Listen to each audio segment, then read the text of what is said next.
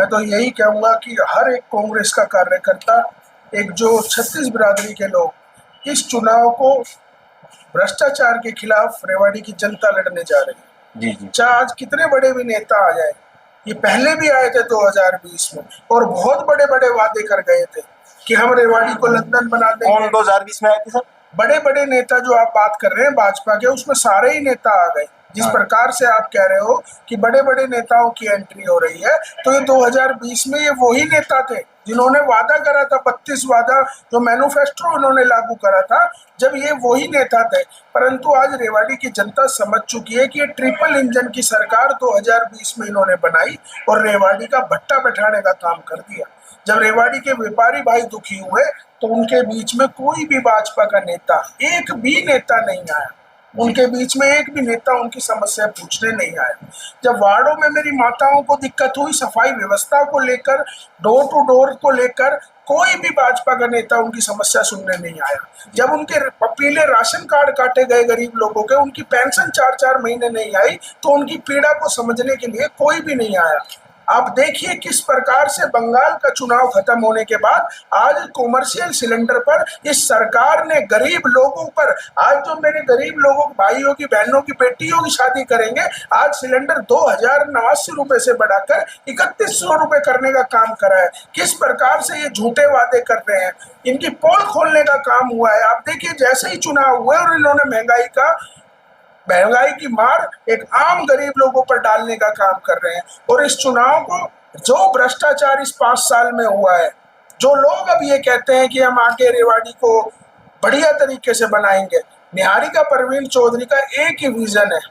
आज हमारे साथ हमारे रेवाड़ी के लोग हमारा प्रचार कर रहे हैं। हमारे कांग्रेस पार्टी के, आप देखिए हमारी नेशनल कोऑर्डिनेटर दीपिका यादव जी हमारे कंधे से कंधा मिलाकर चल रही है। हमारी बड़ी बहन डॉक्टर राजवंती जी जो नारनौल से रेगुलर हमारे प्रचार में आ रही है और हमारी टीम आ रही है। अब की बार इस भ्रष्टाचार को उखाड़ फेंकने का काम रेवाड़ी की जनता करने जा रही है। जो वादे इन्होंने करे थे, अगर 32 मैनिफेस्टो में से एक भी वादा पूरा हो तो मैं इस चुनाव को नहीं लड़ूंगा। मैं इतना कहना चाहूंगा कि रेवाड़ी की जनता अब की बार इनको जवाब, जो तानाशाही, जो बाबा साहब भीमराव अंबेडकर के संविधान की उल्लंघन बातें करते हैं, उसके अपोजिट बातें करने हैं। बाबा साहब ने हमारे को वोट डालने का अधिकार दिया और हमें खुला अधिकार है कि हम किसको वोट दें। और लोग के नेता चैलेंज से कहते हैं कि अगर कांग्रेस का पार्टी का उम्मीदवार बना दिया तो हम काम नहीं होने देंगे। तो हम भी आपसे वादा कर रहे हैं कि रेवाड़ी की जनता के साथ मिलकर हम रेवाड़ी का विकास करने का काम करेंगे और रेवाड़ी के लिए पसीना बहा देंगे डेवलपमेंट के लिए। हम ये नहीं कहते कि हम रेवाड़ी को सिंगापुर बना देंगे, पर इतना जरूर है कि हम रेवाड़ी को वापस रेवाड़ी बनाने का काम करें।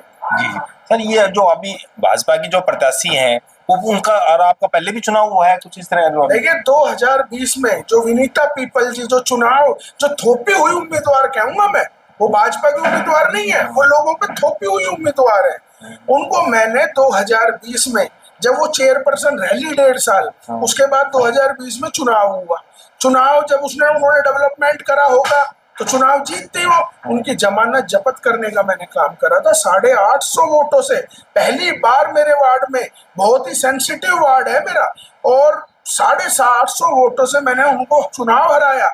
और उसके बाद इनके खिलाफ एक बहुत ही गंभीर आरोप, जो मेरी माता विडो संतरा देवी जी थी, उनकी 5 महीने की पेंशन खाने का एक गंभीर आरोप माननीय हाई कोर्ट में चल रहा है, जिसकी तारीख अगस्त में पेंडिंग है। इन उम्मीदवार पर तो पहले भ्रष्टाचार का टैग लगा हुआ है, FIR दर्ज है।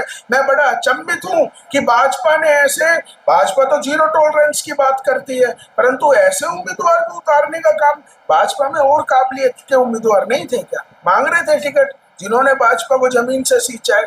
कितने दिन हुए इसको भाजपा में, आप देखिए ना।